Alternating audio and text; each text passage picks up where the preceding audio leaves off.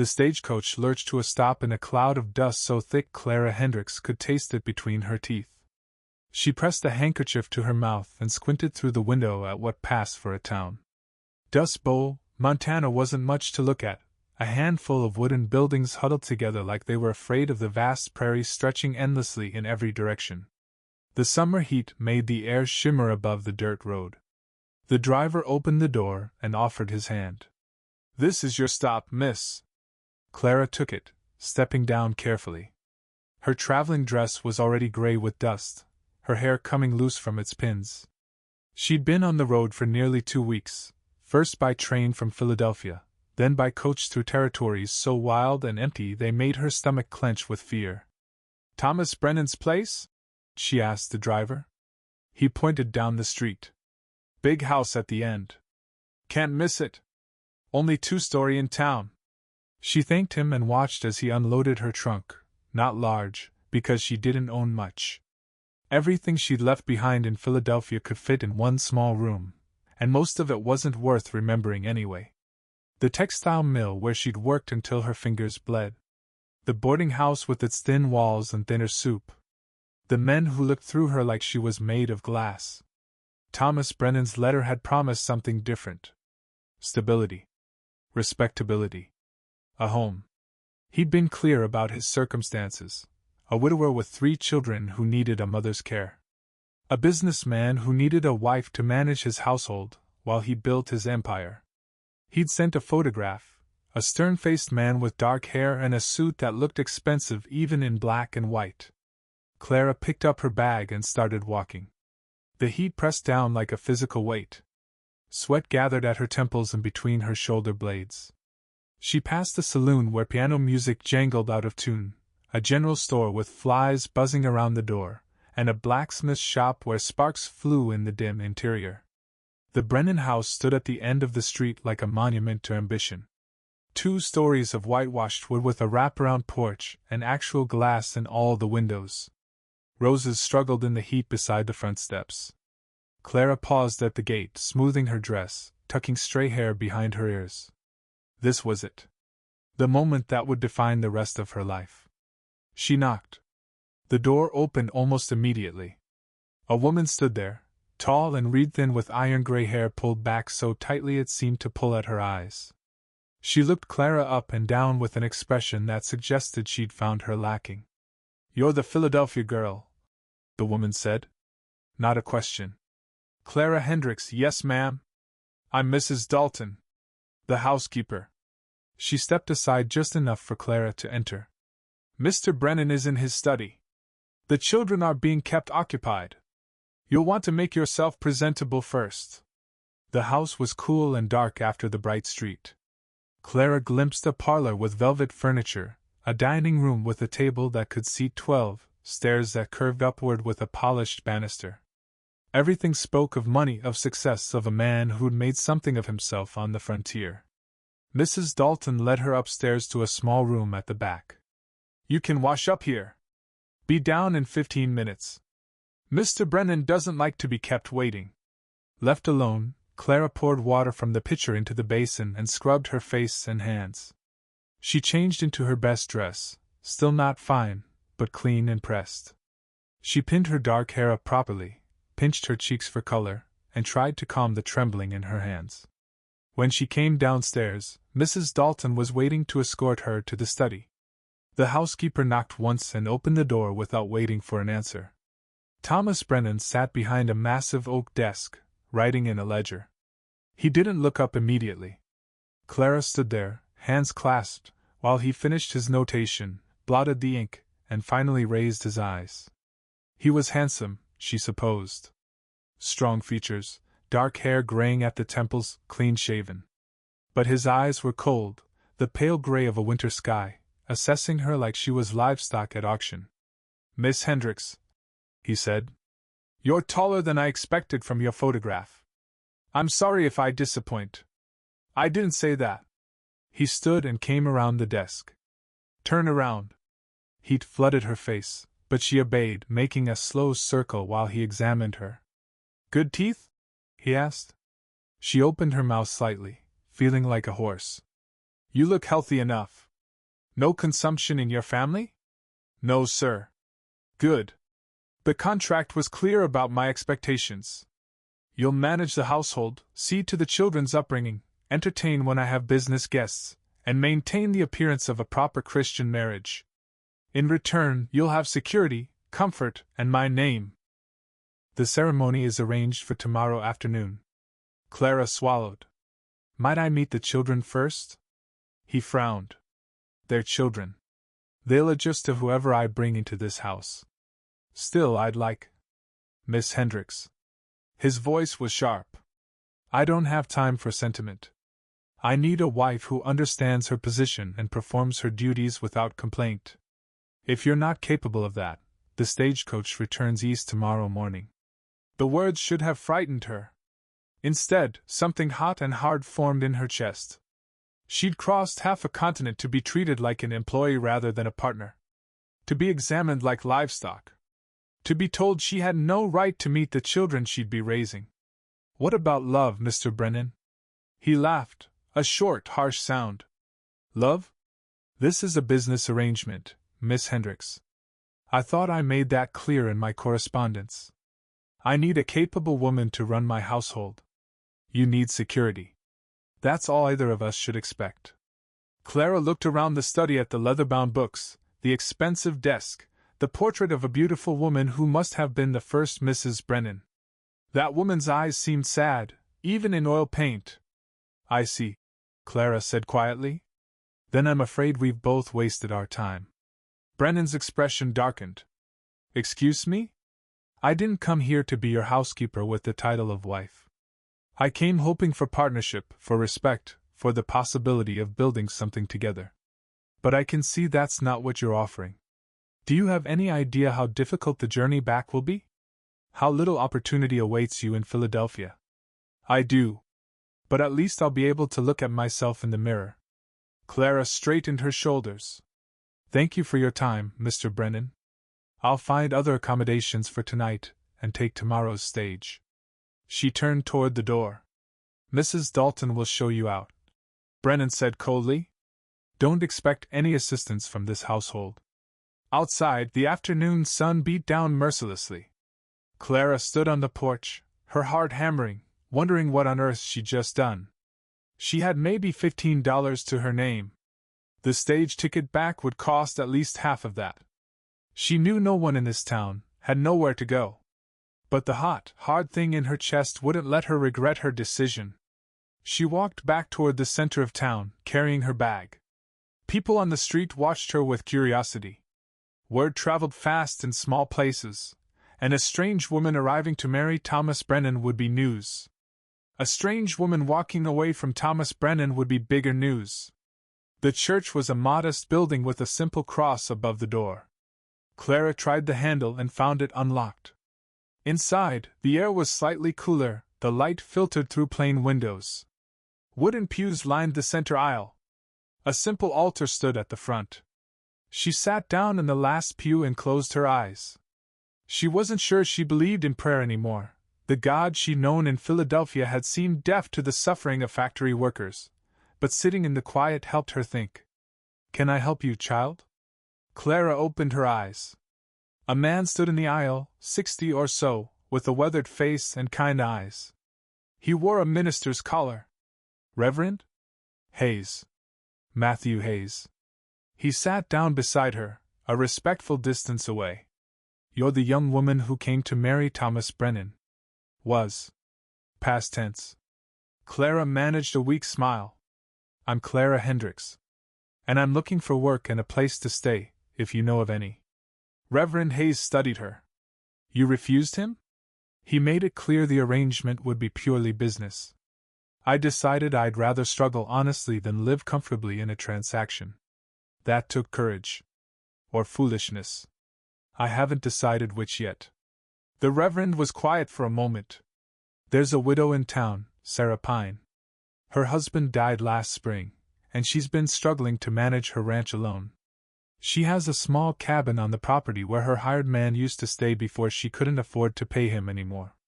I could introduce you. I don't know anything about ranching. Do you know anything about cooking, cleaning, mending? Yes, Then you know more than nothing. Sarah needs help with the domestic work so she can focus on the animals and land. It wouldn't be much pay, but it would be honest work and a roof over your head. Clara felt tears prick her eyes. Why would you help me? Because I've watched Thomas Brennan treat 3 housekeepers like servants and his children like inconveniences. Because I've seen too many women come west hoping for partnership and finding only exploitation. And because my wife, God rest her soul, always said we're meant to help each other survive, not just ourselves. That evening, Clara met Sarah Pine. The widow was 35, weathered by sun and work, with strong hands and a direct gaze. She walked Clara out to the cabin, one room with a stone fireplace, a narrow bed, a table and chair, and little else. It's not much, Sarah said. But it's clean and the roof doesn't leak. I can pay you $5 a month plus meals. In exchange, I need help with washing, cooking, preserving food for winter, mending. And maybe some company. It gets lonely out here. Clara looked around the simple space. The bed had clean sheets. The floor was swept. Through the window, she could see the prairies stretching away forever under a sky turning pink with sunset. It's perfect, she said. The first week passed in a blur of work.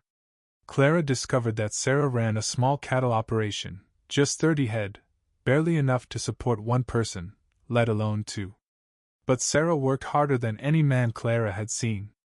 Up before dawn to check the stock, spending hours mending fences in the brutal sun, riding out across the range to make sure none of the cattle had wandered or gotten injured. Clara focused on what she could control. She cooked hearty meals, beans and bacon, cornbread, stews that stretched sheep cuts of meat. She washed clothes in a big tub behind the cabin, scrubbing until her knuckles were raw. She mended Sarah's work shirts and her own dresses, patching and repatching until there was more patch than original cloth. In the evenings, they sat together on Sarah's porch and talked. Sarah told her about her husband, Jacob, who died when his horse spooked and threw him into a ravine. About how the bank wanted to foreclose, but she was determined to make the ranch profitable enough to keep it. About how most of the other ranchers treated her like a joke or a problem. Clara told Sarah about Philadelphia, about the mill where she'd worked 14 hours a day, about losing her parents to cholera and having nowhere else to turn. About answering Thomas Brennan's advertisement because she dared to hope for something better. You were right to refuse him, Sarah said one night. I knew his first wife, Margaret. Beautiful woman, gentle soul. He treated her like a piece of furniture. She died in childbirth, and I don't think he shed a tear. Just hired a housekeeper and went back to his ledgers.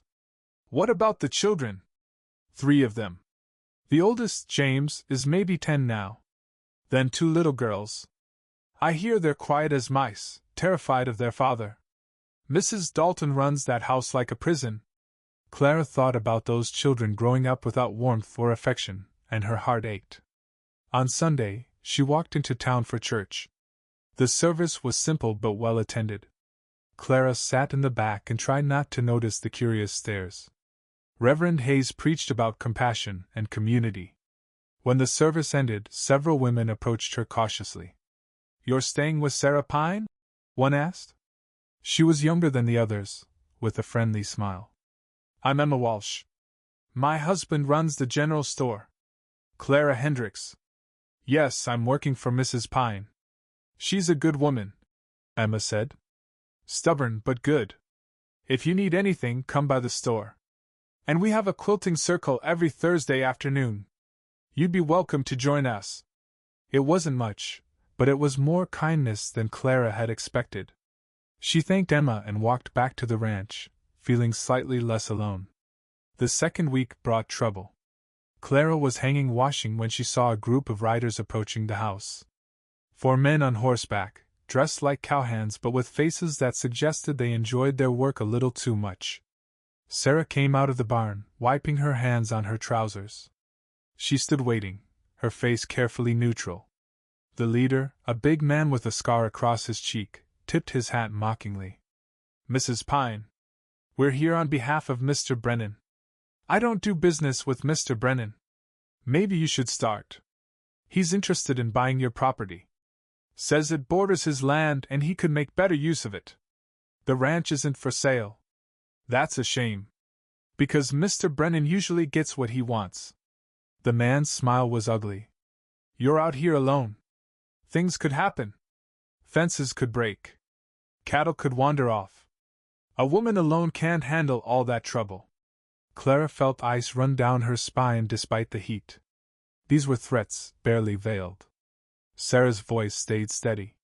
Tell Mr. Brennan I said no. Now get off my land.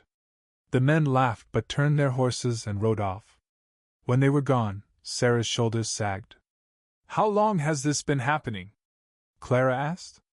Since Jacob died. Brennan wants to expand his holdings, and my ranch is in the way. He's been making offers, each one lower than the last. Now he's trying to scare me off. We should tell the sheriff. The sheriff works for Brennan. Most of the town does, one way or another. He owns the bank, the lumber mill, half the businesses. Sarah looked exhausted.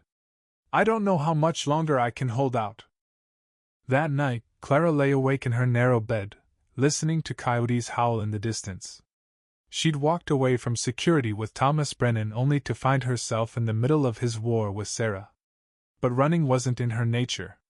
Neither was standing by while someone stronger tried to crush someone weaker. She'd survived Philadelphia. She'd survived the journey west. She'd survive this too. The next morning, Clara walked into town with a purpose.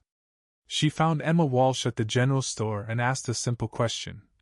If someone was trying to force you off your land, who would you go to for help? Emma looked around to make sure no one was listening. There's a lawyer in town. Ben Foster. He's young and doesn't have much business because most people are afraid to cross Brennan. But he's honest, and he knows the law.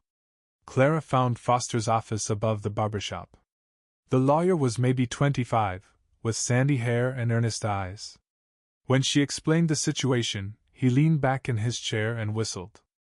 Brennan's been pulling this for years, Foster said. Buying up property, forcing out anyone who won't sell. But he's careful. Never does anything directly, always works through intermediaries. Hard to prove in court. But there must be something we can do. There might be. If we can document the harassment, build a case. But it would take time and money. And Mrs. Pine would need to be willing to fight. She's willing. And I'll help however I can. Foster studied her. You've got steel in you, Miss Hendricks. Brennan made a mistake letting you walk away. Over the next weeks, things escalated. Fences were cut in the night. 3 head of cattle disappeared. Someone set fire to Sarah's hay barn, and they barely managed to put it out before it spread to the house. But Clara and Sarah fought back. They documented everything. Ben Foster filed complaints with the territorial government. Clara convinced Emma and several other women from the quilting circle to sign statements about Brennan's business practices. And slowly, something else happened. The community began to rally. Men who'd been afraid to stand up to Brennan started speaking out. Sarah's neighbors helped repair the fence and donated hay to replace what had burned. Reverend Hayes preached sermons about justice and standing up for the powerless. Through it all, Clara worked. She cooked, cleaned, mended. She learned to ride well enough to help Sarah check the cattle. She learned to shoot a rifle and kept it loaded by her bed. She discovered strength she hadn't known she possessed. One evening in late summer, as they sat on the porch watching the sun set, Sarah said quietly, "You could have been living in comfort in that big house. Wearing fancy dresses, eating fine food. I'd have been a prisoner." Clara replied. "This is freedom. Hard, yes. Sometimes frightening. But mine. Ours," Sarah corrected with a smile.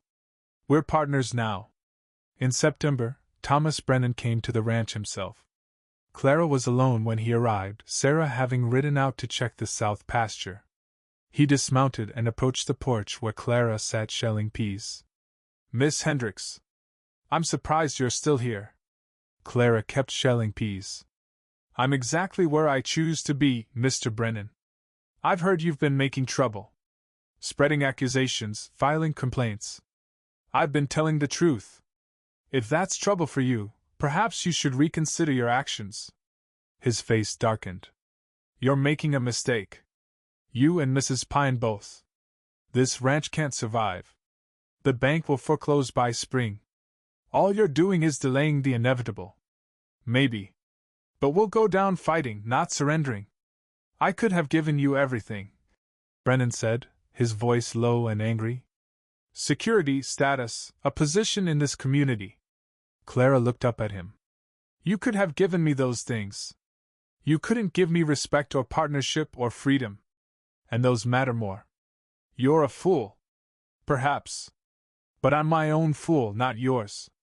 After he left, Clara's hands shook as she finished the peas. But she felt proud too. She'd faced him without flinching. When Sarah returned and Clara told her what happened, the widow pulled her into a fierce hug. We're going to make it, Sarah said. However long it takes, whatever it costs. We're going to keep this ranch and our independence. That night, Clara wrote a letter to the Philadelphia boarding house where she'd lived. She told them she'd found a home, not in the way she'd expected, but in a way that mattered more. She told them about Sarah and the ranch, about standing up to a bully, about discovering her own strength. She told them she'd never been happier. As autumn approached and the air began to cool, Clara stood in the garden behind Sarah's house, pulling vegetables for winter storage. The work was endless. The challenges hadn't stopped. But she was building something real, something that belonged to her and to Sarah together. And one morning, she woke to find that someone had repaired the fence she hadn't gotten to yet. A few days later, a load of firewood appeared by her cabin. Small acts of support from neighbors who decided that two women standing alone deserved help. The community was choosing sides, and not everyone was choosing Brennan anymore. In late October, the first frost touched the prairie. Clara wrapped herself in her warmest shawl and walked out to watch the sunrise. The sky was gold and pink, the air crystalline and cold. Somewhere cattle lowed. A hawk circled overhead. She thought about the woman who'd stepped off the stagecoach months ago, exhausted and hopeful and naive. That woman would barely recognize Clara now, stronger, harder, more certain of herself. But the core was the same. The stubborn determination to be seen as a whole person. The refusal to accept less than she deserved. The courage to walk away from safety into uncertainty. Sarah came out of the house and stood beside her, 2 steaming cups of coffee in her hands. She passed one to Clara without speaking. They stood together, watching the light spread across the land, and Clara felt something settle in her chest. This was home. Not because it was easy or comfortable or safe, but because it was honest. Because she'd chosen it. Because she'd fought for it. And she would keep fighting, for as long as it took. The first snow came in November, light dustings that melted by afternoon. Clara stood at her window watching the flakes drift down, thinking how strange it was that she'd been here nearly 4 months. It felt like a lifetime and like yesterday all at once. The legal battle with Brennan continued. Ben Foster filed motion after motion, building their case piece by piece. But Brennan had resources they didn't. He could afford delays, expensive lawyers, bribes in the right places. Sarah couldn't. Every day they fought cost money they barely had. One morning, Emma Walsh appeared at the ranch with news. Her face was flushed from riding hard. There's a territorial judge coming through next month. He'll hear land disputes. Ben says if we can get your case before him, we might have a real chance. This judge doesn't have ties to Brennan. Hope flared in Clara's chest. What do we need to do? Document everything. Get as many witnesses as possible. Show a pattern of harassment. And pray. They worked like demons. Clara wrote down every incident, every threat, every act of sabotage. Sarah provided financial records showing how her losses coincided with Brennan's offers to buy. Ben Foster interviewed everyone willing to talk about Brennan's business practices. It wasn't enough. Clara could feel it in her bones. They were 2 women against a man with money and power. Even an honest judge might not see their side. The hearing was set for December 15th in the territorial courthouse. Sarah wore her Sunday dress and looked terrified. Clara wore her best as well, though it was worn and patched. Ben Foster carried a satchel full of documents. Brennan arrived with 2 lawyers from the territorial capital. They looked expensive and confident. The courtroom was packed. Half the town had come to watch. Clara saw Emma and her husband, Reverend Hayes, the Quilting Circle ladies, ranch hands and shopkeepers and people she'd never spoken to. All of them choosing, by their presence, which side of this fight they supported. Judge Morrison was 60, gray-haired, with eyes that suggested he'd seen everything. He listened to both sides with equal attention. Brennan's lawyers argued that Sarah was unable to manage her property properly, that her ranch represented an inefficient use of valuable land, that Brennan's offer was generous. Ben Foster presented their evidence. The threats, the sabotage, the pattern of coercion. He called witnesses who testified about similar treatment from Brennan over the years. He showed how Sarah's ranch had been profitable until the harassment began. Then he called Clara to testify. She walked to the stand on trembling legs. Brennan's lead lawyer, a man with cold eyes and an expensive suit, approached her with a smile that wasn't friendly. "Miss Hendricks, you're not from Montana, are you?" "No, sir. I came from Philadelphia." "And you came here to marry Mr. Brennan, correct?" "That was the plan, yes." "But you refused him." "Why?" Clara met his eyes. "Because he made it clear he wanted an employee, not a wife. Someone to manage his household while he built his empire. I wanted partnership and respect. Isn't it true that you were angry at being rejected? That this entire case is motivated by your personal vendetta against my client? He didn't reject me. I refused him. And I have no vendetta. I'm testifying because I've witnessed Mr. Brennan's treatment of Mrs. Pine and others. Because I believe in justice." "Justice? Or revenge?" "Justice," Clara said firmly. "What Mr. Brennan is doing to Sarah Pine, trying to force her off her land, destroying her livelihood, that's not business. It's cruelty. And someone needs to stand against it." The lawyer smiled. "Very noble. But isn't it true that you're financially dependent on Mrs. Pine? That if she loses her ranch, you lose your home? You have a personal stake in this case." "Yes," Clara said clearly. "I have a personal stake in seeing that a hard-working widow isn't driven off her land by a wealthy bully. I have a personal stake in living in a community where power doesn't equal permission to destroy anyone in your way. Don't we all?" A murmur ran through the courtroom. Judge Morrison banged his gavel for quiet. After 2 days of testimony, the judge called for a recess. He would deliver his decision in 1 week. Those 7 days crawled past like years. Clara and Sarah tried to continue their routine, feeding animals, cooking meals, mending clothes. But the uncertainty hung over everything. If they lost, Sarah would be forced to sell. Clara would lose her home again. Brennan would win. On the morning of December 22nd, they rode into town together. The courthouse was even more crowded than before. Every seat filled, people standing along the walls. Clara found herself holding Sarah's hand as Judge Morrison entered. "I've reviewed all evidence and testimony," the judge began. "This case concerns more than a simple property dispute. It concerns the question of what kind of community we want to build here. One where power and money allow some to prey on others. Or one where all citizens, regardless of gender or wealth, are entitled to protection under the law?" Clara held her breath. The evidence clearly shows a pattern of harassment and coercion by Mr. Brennan and his associates aimed at forcing Mrs. Pine to sell her property. While aggressive business practices are not necessarily illegal, the actions detailed in this case cross the line into criminal intimidation. Therefore, I rule in favor of Mrs. Pine. Mr. Brennan is ordered to cease all contact with her property, pay damages for the documented losses, and cover all legal fees. Furthermore, I'm recommending to the territorial authorities that they investigate Mr. Brennan's other business dealings. The courtroom erupted. Sarah gasped and covered her mouth with both hands. Clara felt tears streaming down her face. They'd won. Against all odds, they'd actually won. Outside, people congratulated them. Emma hugged them both. Reverend Hayes clasped their hands and praised God. Even men who'd been afraid to speak against Brennan before came forward to shake their hands. Ben Foster was beaming. You did it. You stood up and you won. We couldn't have done it without you, Sarah said. You gave me the courage to fight, Foster replied. There are 3 other cases I'm taking on now. People who've been too afraid to challenge Brennan. Not anymore. That evening, Clara and Sarah sat on the porch despite the cold. They were wrapped in blankets, drinking coffee liberally laced with whiskey someone had given them in celebration.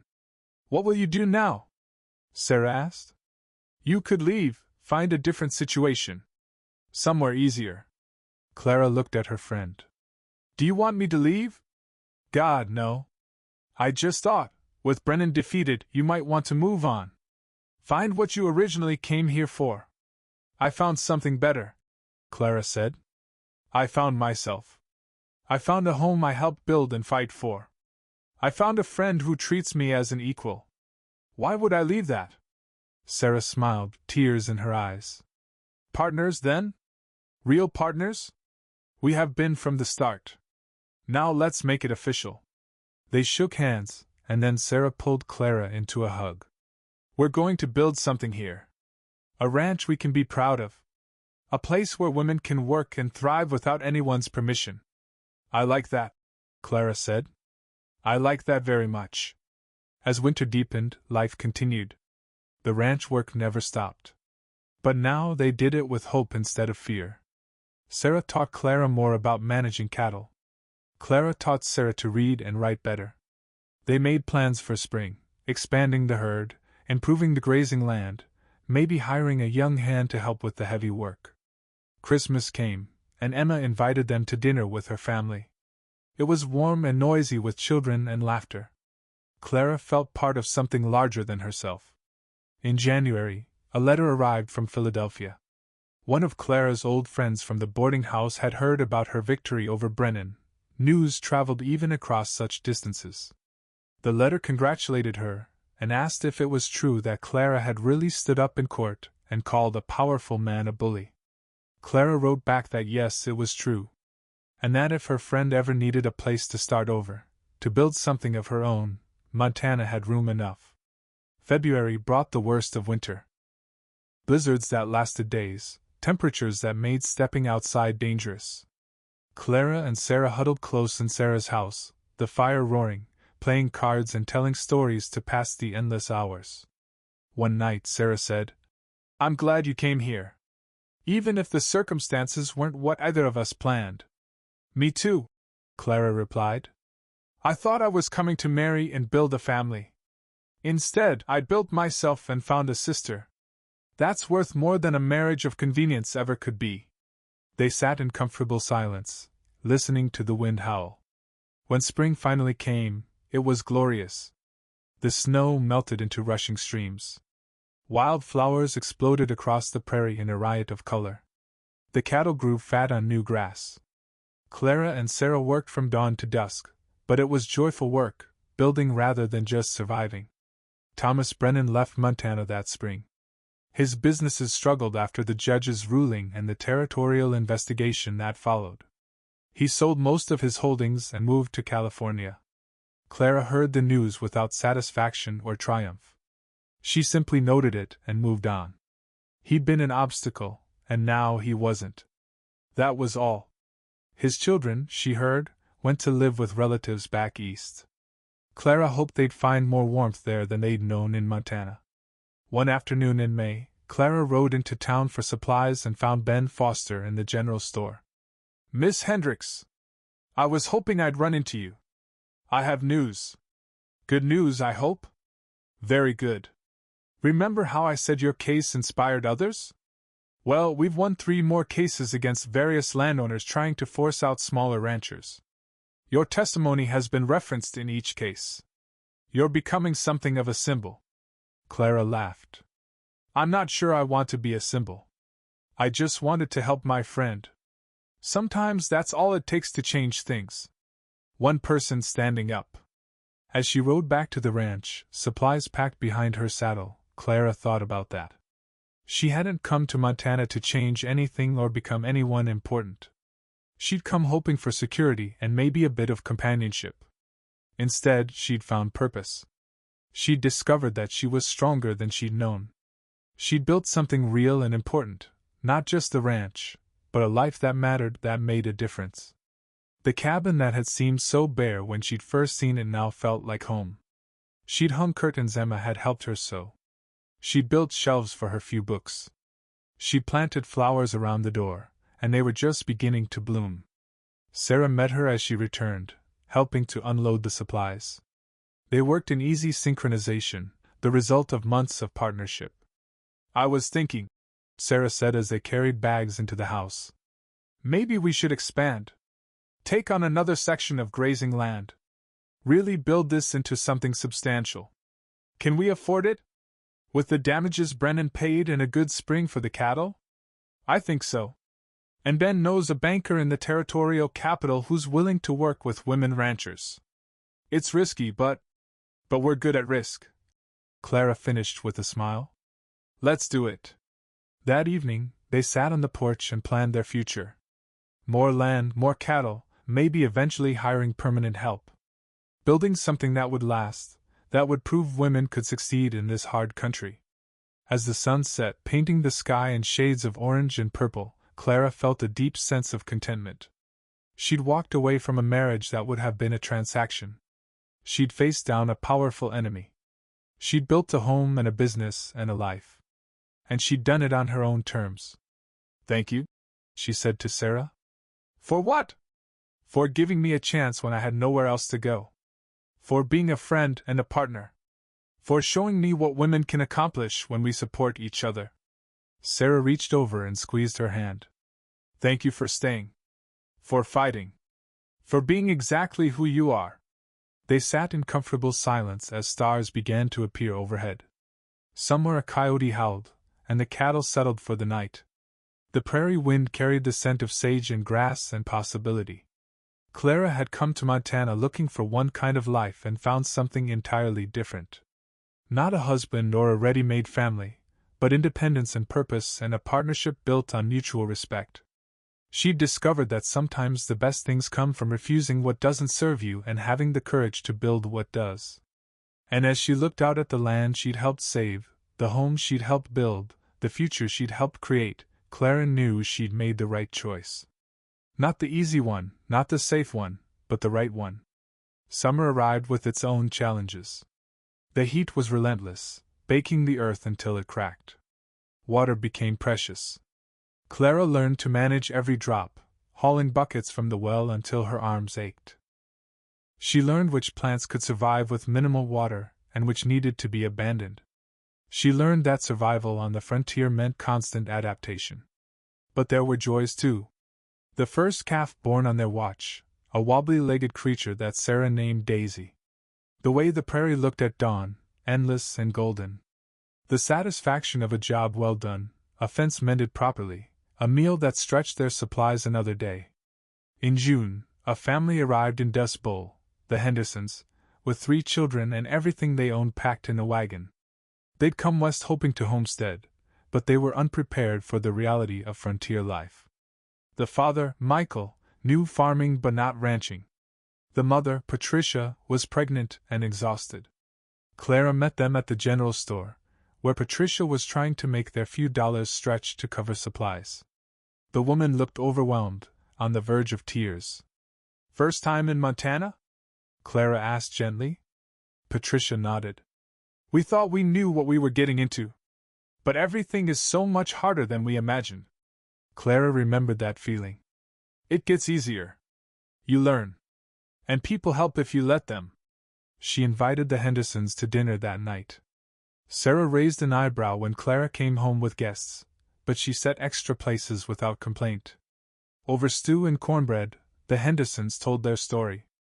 They'd left Missouri after losing their farm to the bank. Michael had been promised land through the Homestead Act, but when they arrived, they found their claim was mostly rocks and scrub. "We don't know if we can make it," Michael admitted. "We're almost out of money. Patricia's baby is due in 2 months. Maybe we should go back." "Back to what?" Sarah asked. The farm you lost? At least there we knew what we were doing. You can learn here, Clara said. It won't be easy. But if you're willing to work, the community will help. Over the next weeks, Clara and Sarah did just that. They taught Michael the basics of managing cattle in this terrain. They showed Patricia how to preserve food for winter. They helped the older Henderson children with their chores and their reading. They introduced the family to Emma and Reverend Hayes and others who could help. And slowly, the Hendersons found their footing. It wasn't dramatic, just small victories adding up day by day. In July, Clara received an unexpected visitor. A young woman stepped off the stagecoach, looked around uncertainly, and asked the driver where she might find Clara Hendricks. The driver pointed toward Sarah's ranch. Clara was in the garden when the woman arrived, wearing a traveling dress that had seen better days and carrying a small bag. Miss Hendricks? I'm Annie Porter. I heard about you from my cousin in Philadelphia. She said you were building something here, that you might have room for someone willing to work hard. Clara studied the young woman. She couldn't have been more than 19, with red hair escaping from her bonnet and freckles across her nose. But her eyes were determined. What are you running from, Annie? A marriage to a man 3 times my age that my father arranged. A life of being someone's property. The same things you ran from, I imagine. Clara smiled. I'm not sure I'm running anymore. I think I've found where I'm meant to be. But yes, we could use help. And if you're willing to learn, we'll teach you. Annie became part of their household. She slept in Clara's cabin, took over much of the cooking, and learned ranching with an enthusiasm that reminded Clara of herself months earlier. Having another woman around changed the dynamic, made it feel less like 2 against the world and more like a community being built. In August, Patricia Henderson gave birth to a healthy boy. Half the town came to help, women bringing food, men taking over the Hendersons' chores so Michael could be with his wife. Clara held the baby and felt something shift in her chest. This was family too, just not the kind she'd imagined. One evening, as the 3 women, Clara, Sarah, and Annie, sat on the porch shelling peas, Sarah said, You know what we've built here? More than a ranch. We've created a place where women can be whole people. Where we work and struggle and succeed on our own terms. We should help more women do the same, Annie said. There are so many back east who'd come if they knew there was an option besides marrying for security. Like our own kind of homestead, Clara mused. But for women who want to build lives, not just find husbands. The idea took root. They talked about it for weeks, refining the concept. What if they formalized what they were already doing? Created a place where women could come, learn ranching and business, and either stay on as partners or eventually claim their own land nearby. They could build a network, a community of women supporting each other. Ben Foster helped them navigate the legal aspects. Emma spread the word through her correspondence with eastern cities. Reverend Hayes preached about it as an example of Christian charity and community building. By September, 3 more women had arrived. Each with her own story of why she needed a fresh start. Each willing to work hard for the chance to build something of her own. Sarah's small ranch became a bustling operation. They took over adjacent land as it became available. They built additional cabins. They expanded the herd. And most importantly, they created a model that proved women could succeed in business without men's permission or approval. Not everyone approved. Some townspeople whispered that it wasn't natural, women living and working together without male oversight. But Clara had stopped caring about whispers. She cared about results. And the results spoke for themselves: a profitable ranch, happy workers, a growing community. In October, a reporter from a territorial newspaper came to interview them. He'd heard about the women's ranch and wanted to write a story. Clara was reluctant at first, but Sarah convinced her. Let people know what's possible, Sarah argued. Other women need to hear this. The article, when it appeared, was surprisingly sympathetic. It described Clara's refusal to marry Thomas Brennan, the legal battle, and the thriving community they built. It quoted Clara saying, "We're not against marriage or family. We're for choice. For women having options beyond marrying for security or struggling alone. Letters poured in after the article. Women asking questions, expressing interest, sharing their own struggles. Clara answered each one, encouraging, advising, sometimes offering a place to stay if they wanted to come west. As autumn deepened and the leaves turned gold, Clara stood on a hill overlooking the ranch. Below, she could see the main house, the cabins, the barns, the corrals full of healthy cattle. She could see women working, mending fences, tending animals, hanging laundry. Each one building her own future. Annie came to stand beside her. Do you ever regret it? Walking away from Brennan? Clara laughed. Not for a single moment. That life would have been comfortable and suffocating. This life is hard and free. I choose free every time. I'm grateful you did. If you hadn't, I'd still be trapped in Philadelphia, counting days until my wedding to that awful old man. You would have found your way out, Clara said. Strong women always do. In November, the first snow fell again, marking a full year since Clara's arrival. They gathered for a celebration, all the women who now called the ranch home, plus friends from town.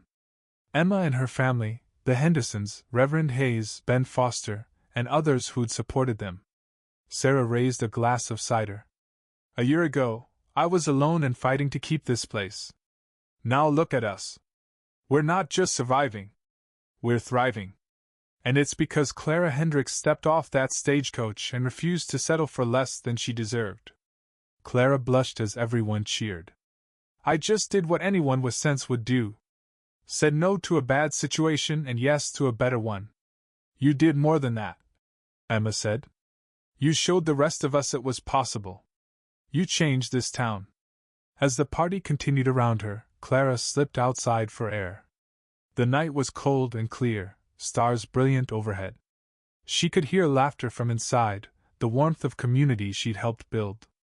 A year ago, she'd been terrified and uncertain, standing in Thomas Brennan's study and choosing the unknown over the unacceptable. She'd had no idea where that choice would lead. But it had led here, to purpose, partnership, and a life that was wholly her own. The door opened behind her. Sarah came out, wrapped in a shawl. You all right? More than all right, Clara said. I was just thinking about how much can change in a year. Think about how much more will change in the next year. We're expanding again in spring. 5 more women have written expressing interest. We might need to incorporate officially, create a formal business structure. From a mail-order bride who got cold feet to a business owner. Clara mused. Life is strange. Life is what we make it, Sarah corrected. And we're making something remarkable. They stood together in companionable silence, watching the stars. Somewhere in the distance, a coyote howled. The night was vast and cold and beautiful. Inside, the party continued. Women who'd found safety and purpose. Women who were building lives on their own terms.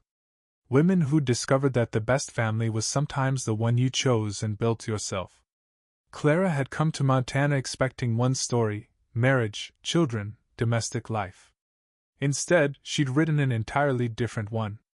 A story about courage and community, about refusing to settle and daring to build something new. And as she looked at the ranch spread below, at the home she'd fought for and the family she'd chosen, Clara knew that her story was just beginning. There would be more challenges, more struggles, more hard winters and difficult decisions. But she would face them all with her head high and her heart free. Because she'd learned the most important lesson of all, that a woman's worth wasn't determined by who wanted to marry her, but by who she chose to become. And Clara Hendricks had chosen to become someone extraordinary. The winter passed with its usual challenges, but the ranch held steady. By the time spring arrived again, they had 9 women living and working on the property. Each brought different skills. One was a skilled carpenter, another had worked as a teacher, a third knew herbs and healing. Together, they created something stronger than any of them could have built alone. In April, Clara turned 26. It was Sarah who remembered, organizing a small celebration. As they sat around the table eating cake Emma had brought from town, Clara looked at the faces surrounding her. These women, this life, it was more than she'd ever imagined when she answered Thomas Brennan's advertisement. Make a wish, Annie urged as Clara prepared to blow out the candles. Clara closed her eyes. But she couldn't think of anything to wish for. She had work that mattered, friends who valued her, independence she fought for, and a future she was actively building. When she opened her eyes, everyone was watching her with affection. I have everything I need, she said simply. So I'm wishing that this continues, that we keep building, keep growing, keep helping women find their way here. That's not a wish, Sarah said with a smile. That's a plan. And I think we can make it happen. As spring turned to summer, they did exactly that. The ranch prospered. More women arrived. They helped the Hendersons expand their homestead. They supported other small ranchers against pressure from wealthy landowners. They became a force in the community, respected, valued, impossible to ignore. Clara never did marry.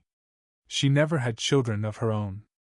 But she built a family nonetheless, a chosen family of strong women who supported each other through everything the frontier could throw at them. She created a legacy not in children but in changed lives, in women who found their strength and their voice because she'd found hers first. Years later, when people asked about the famous women's ranch in Montana, they always started with the story of Clara Hendricks. The mail-order bride who said no. The woman who chose freedom over security, partnership over marriage, purpose over comfort. And Clara, older now but no less determined, would smile and say, I just did what any sensible woman would do. I chose myself. Because in the end, that was the heart of her story. Not romance or adventure or triumph over adversity, though there was all of that. The heart of her story was a woman learning her own worth and refusing to accept anything less. And that, Clara always believed, was the most important story of all.